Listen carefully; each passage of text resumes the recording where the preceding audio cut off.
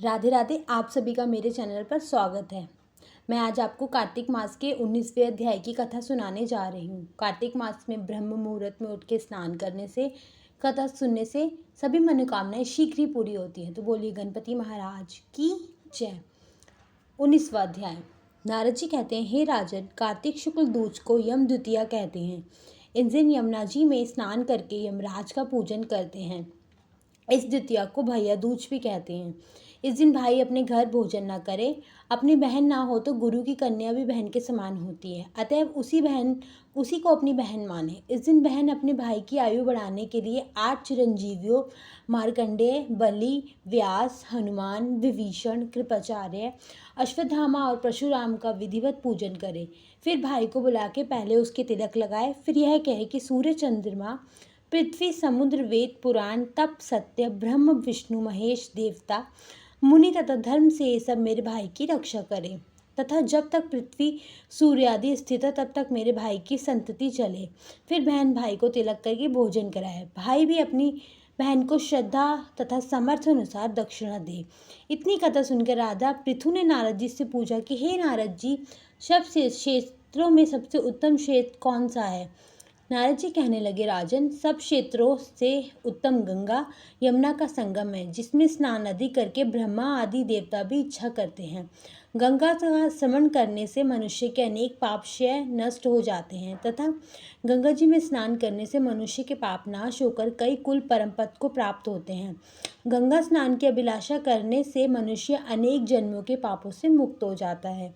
यह समस्त संसार माया रूपी बंधनों से बंधा हुआ है, मगर गंगा इस माया रूपी बंधन को काटने वाली है। गोदावरी, कृष्णा, रेवा, अमरावती, तुंगभद्रा, कावेरी, यमुना, बहुधा, चैत्रवती, ताम्रपर्णी, सरायू आदि सभी तीर्थ गंगा में स्थित हैं। काशी क्षेत्र भी सब क्षेत्रों में उत्तम है, जहाँ देवता वास करते हैं। वह मनुष्य धन्य है जो अपने कानों से काशी क्षेत्र की कथा सुनते हैं।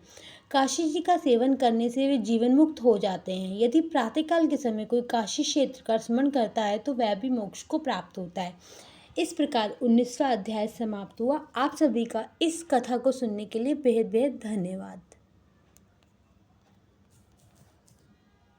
आप सभी को पता है कार्तिक मास में तुलसी को दीपदान करना कितना महत्वपूर्ण होता है। तुलसी के बिना कोई भी पूजा अधूरी रहती है। तो हम भी आज से तुलसी चालीसा का पाठ करेंगे, जिससे हमारी पूजा भी भगवान को स्वीकार हो।